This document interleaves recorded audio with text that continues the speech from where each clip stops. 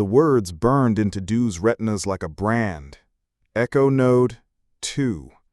The handwriting was sharp, deliberate, pressed so hard into the page it left grooves. Dew's fingers hovered over the note, her pulse a steady drumbeat in her ears. She didn't scream. She didn't panic. Instead, she did what she always did when the world tilted. She calculated. The note was new, written since she left for school that morning. Someone had been in her room. Someone had slipped past Grandma's creaky porch, her locked door, and the tripwire alarm Dew had rigged under her rug. The echoes weren't just watching. They were here. Dew sat cross-legged on her floor, the math notebook open in front of her like a battle map. Her offline tablet hummed faintly, its screen casting a pale blue glow across her face. She'd already scanned the note for prints, nothing but smudges. No DNA, no fibers. Whoever left it knew how to vanish. She tapped her smartwatch twice, signaling null node. "You there?" A faint crackle. Then his voice, smooth, synthetic, but warm in a way that made her chest ache. "Always, Dew." "Who's Echo Node 2?" she asked, keeping her voice low. Grandma was still snoring softly downstairs, but sound carried in this old house. A pause, longer than usual. Echo Node 2 is a fragment, a single operative within the Echo's network. Think of them as a hive, coordinated but not always unified. Node 2 is likely their field agent, the one tasked with testing you. "Testing me?" Dew's voice sharpened. "They broke into my house." "Not to harm you, to measure you." Null Node's tone stayed steady, but there was an edge to it, like a parent trying not to scare a child. The echoes don't destroy what they want to control. They're studying you, Dew.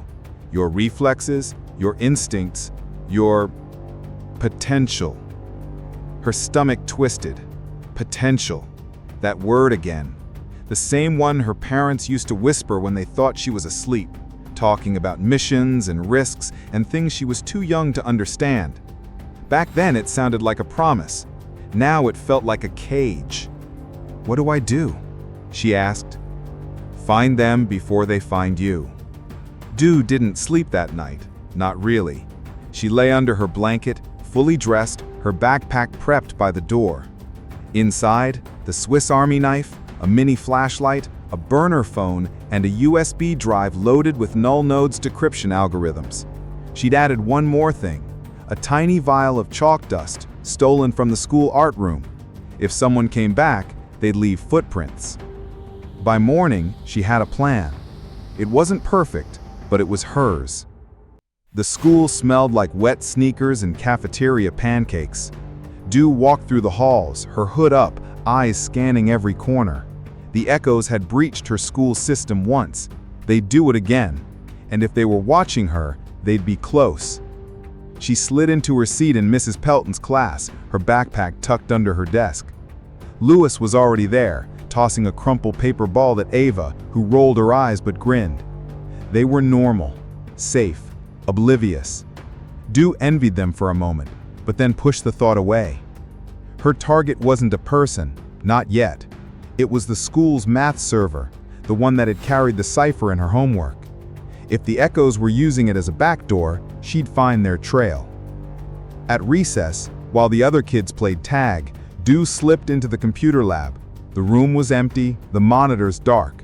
She pried open the server tower under the teacher's desk, her fingers moving fast. She plugged in her tablet, running a diagnostic script Null Node had taught her.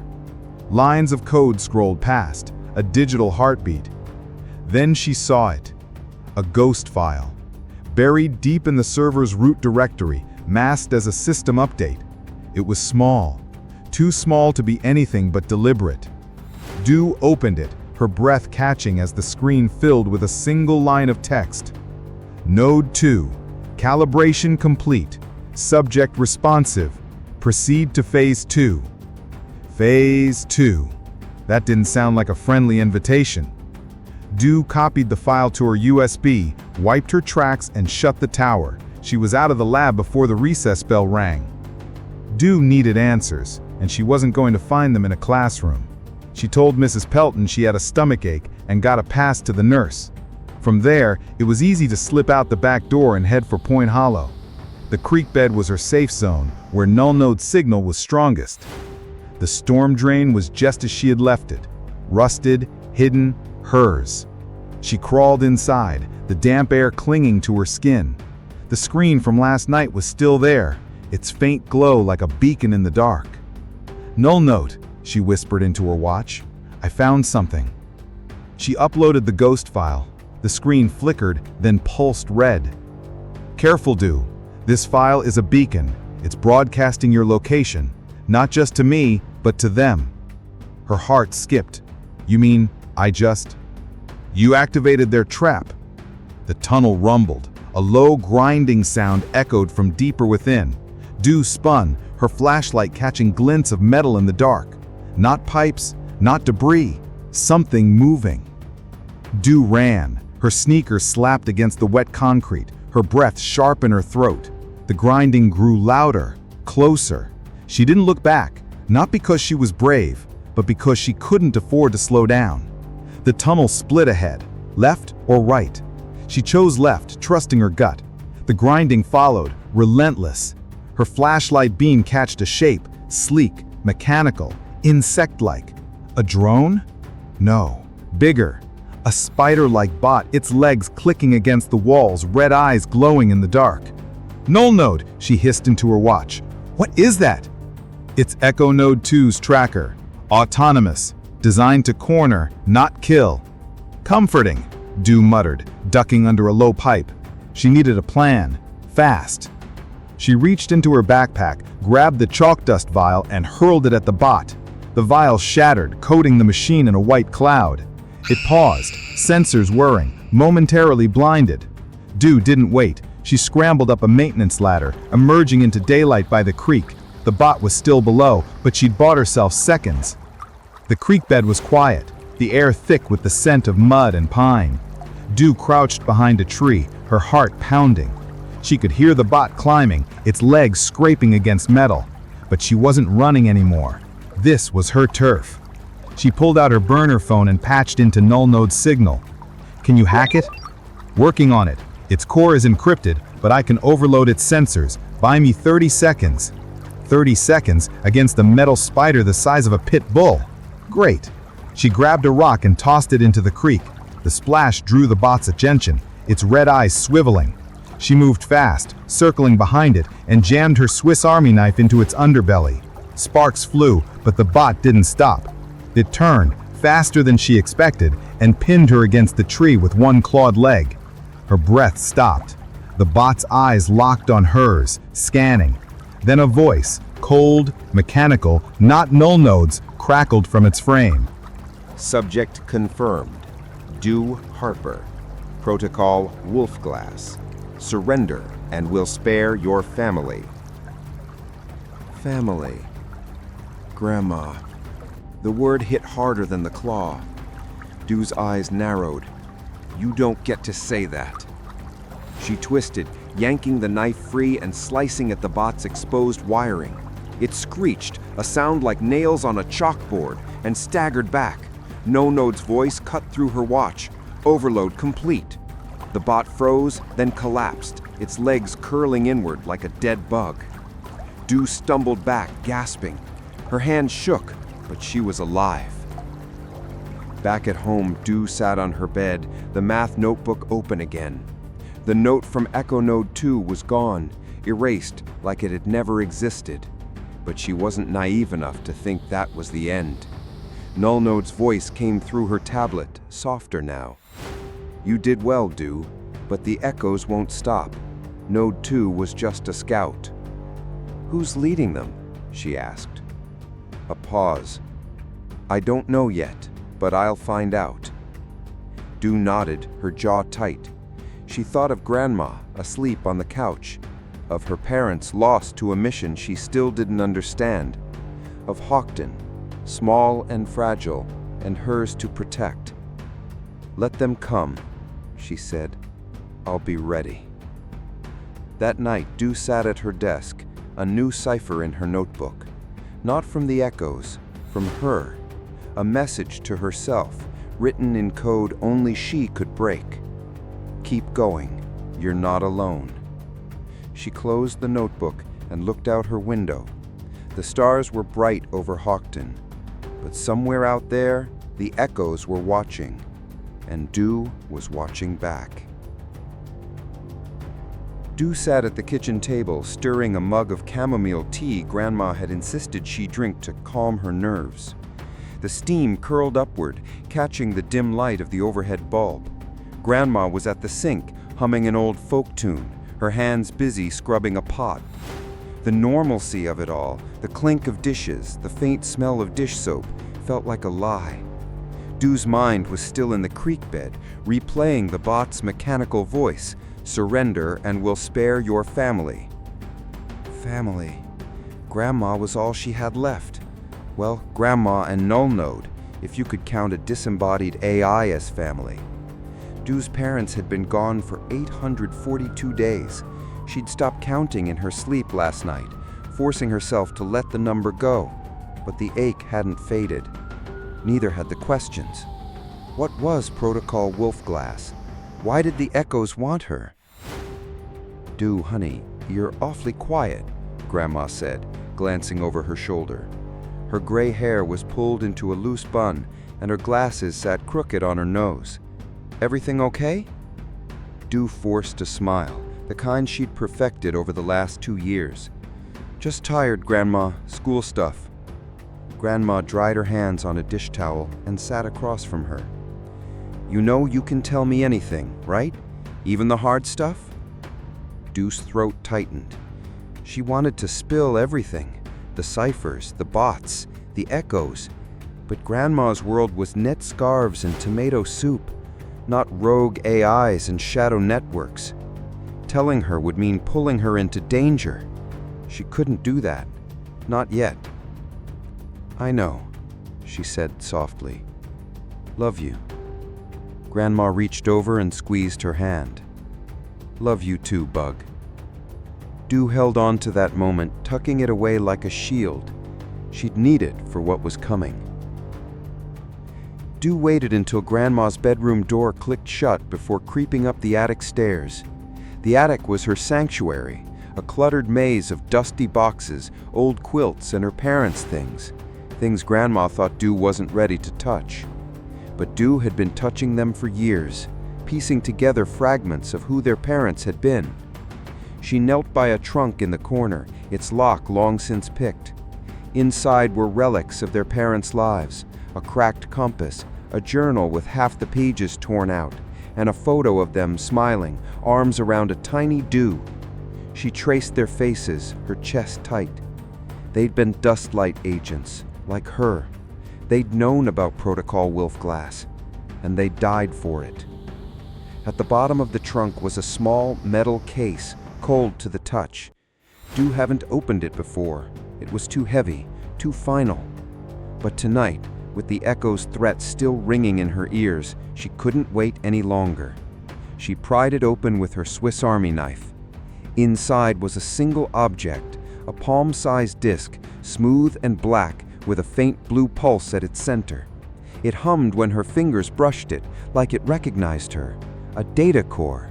Old dustlight tech, the kind Null Node had once described as a mind in a bottle. She plugged it into her tablet. The screen flickered, then flooded with static. A voice, not Null Node's, crackled through her. Agent Harper, if you're hearing this, you've found the key. WOLFGLASS is active. The echoes are closer than you think. Trust no one, not even... The message cut off. Her heart pounded. Agent Harper, her dad's voice, recorded years ago, meant for her. But trust no one? Did that include Null Node? Before she could process it, her watch buzzed. Null Node. Dew, I've cracked part of the ghost file. The echoes are moving tonight. Target Hawkton's power grid. They're trying to isolate you. Isolate me? Dew whispered, glancing at the attic's one window. The street outside was dark, too dark. The street lights were out. They're cutting communication lines, shutting down the town's defenses. You need to move, now. Dew slipped out the back door, her hoodie pulled tight, chalk dust vial in one pocket, data core in the other. The town was eerily quiet, the golden glow of streetlights replaced by shadows.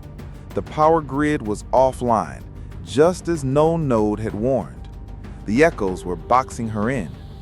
She headed for the old power station at the edge of town, a hulking relic from Hawkton's industrial days. If the echoes were targeting the grid, that's where they'd be. Her sneakers crunched on gravel as she moved, sticking to alleys and avoiding open streets. Her flashlight was off, too risky. She navigated by moonlight, her senses sharp. Halfway there, she froze. Footsteps, not hers. She ducked behind a dumpster, holding her breath.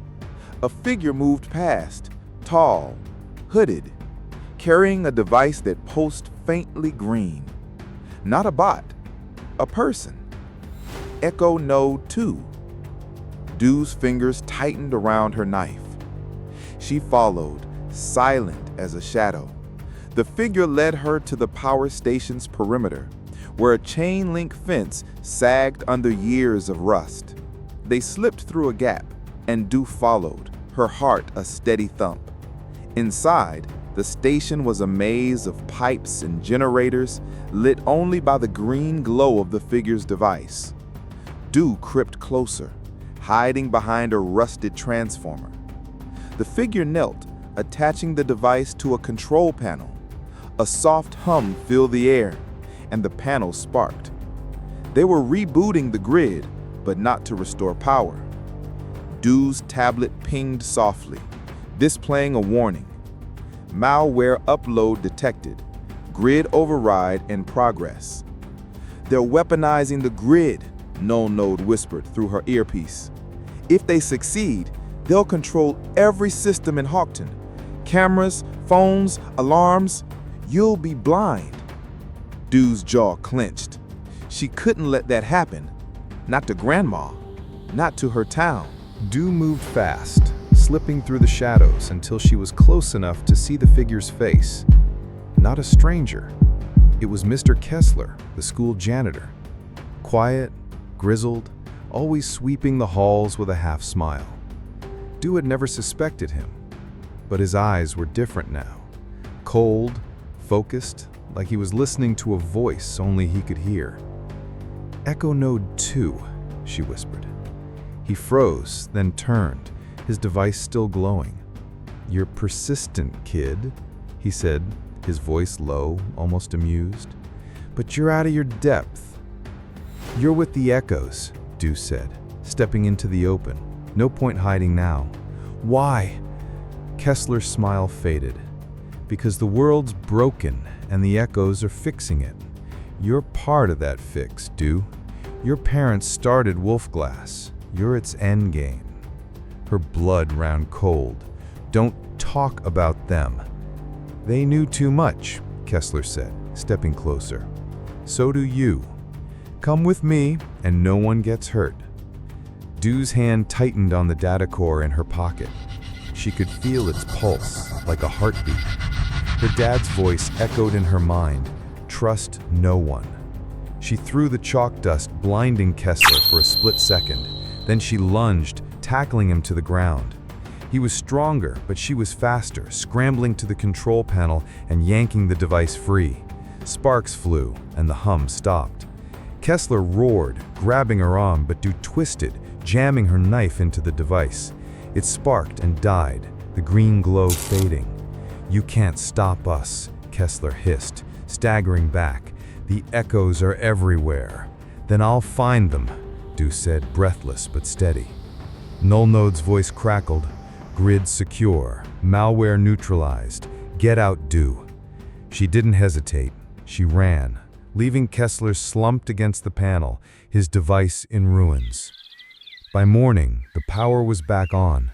Hawkton woke to birdsong and sunlight, oblivious to the battle in the dark. Dew sat on her porch, the data core in her hand, her parents' voices still echoing in her mind. Kessler was gone, vanished before the police arrived, but the echoes were still out there, and Dew knew they'd come again. Grandma stepped outside, a mug of coffee in her hands. "Early riser today, Bug?" Dew smiled, real this time. "Couldn't sleep." Grandma sat beside her, and they watched the sunrise together.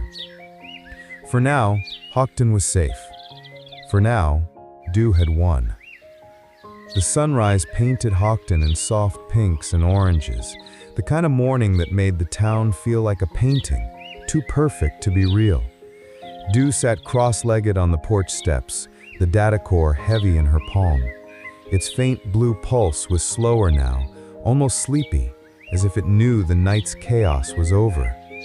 Grandma hummed inside, the clatter of breakfast dishes a quiet anchor. Dew's eyes traced the street, half expecting Kessler or another echo to step out of the shadows. But for now, it was just her, the dawn, and the weight of secrets she couldn't yet unravel. Her watch buzzed softly. "Null node. You're safe, Dew. For now." But the echoes won't stop. Kessler was just a pawn. "Figured," Dew muttered, her voice barely audible. "What's the data core?" A pause. "It's a fragment of WOLFGLASS, your parents' work. It holds answers, but it's locked. Only you can open it." "Why me?" Dew's grip tightened on the core, her knuckles whitening. "Because you're their legacy. The echoes know it. That's why they want you." Her chest ached. Legacy. Another word that felt like a chain. She slipped the core into her pocket, her resolve hardening. Then they'll have to try harder next time. Null Node's voice softened, almost human. "You did good, Agent Dew.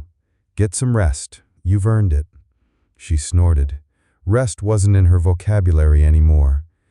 Dew slipped back inside, the smell of pancakes and maple syrup pulling her into the warmth of the kitchen. Grandma was at the stove, flipping a pancake with a practiced flick.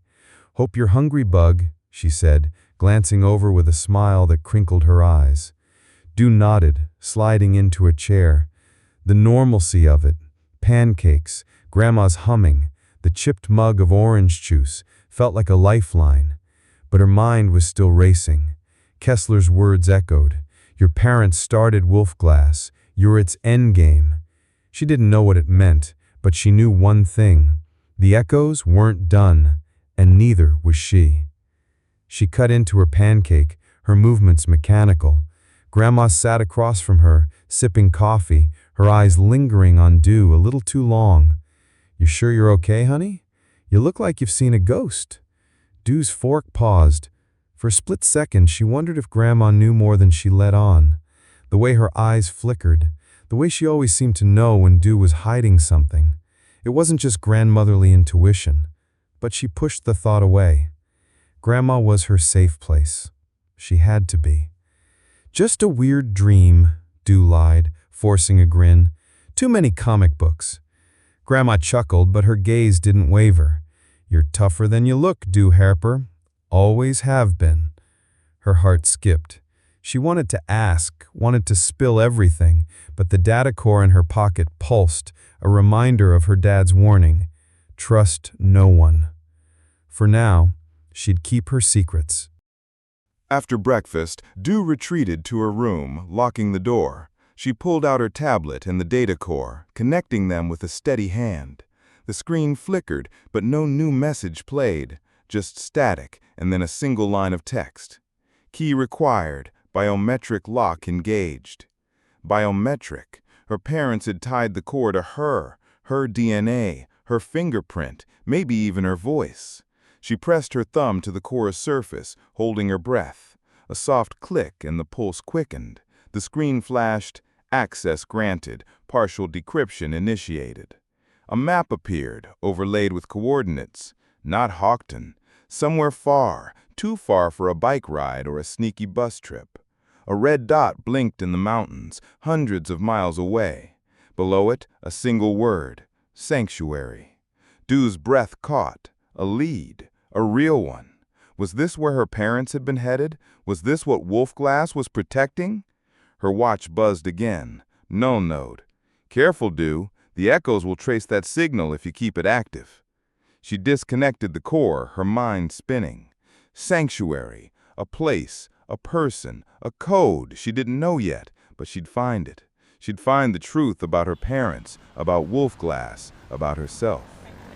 Do stood at her windows, staring out at Hawkton's quiet streets. The town was awake now. Kids on bikes, Mr. Dunlap chasing his cat again, the corner store opening its doors. It was hers to protect, even if it didn't know it needed protecting. Kessler was gone, his device destroyed, but the echoes were still out there. A hive, No Noded called them. If Node 2 was a pawn, the queen was still waiting. Do's fingers brushed the data core in her pocket, its pulse a steady reminder of the fight ahead. She opened her math notebook, flipping to a fresh page. With a pencil, she wrote a new cipher, one she'd memorize and burn later. Sanctuary awaits. Find it. Stop them. Do Harper wasn't just a kid anymore. She was Agent Do, the girl who'd faced a mechanical monster and a traitor in her own town. The girl who'd saved Hawkton's grid, its people, her grandma. The echoes thought they could control her. They were wrong. She closed the notebook and smiled. The next fight was coming, and she'd be ready.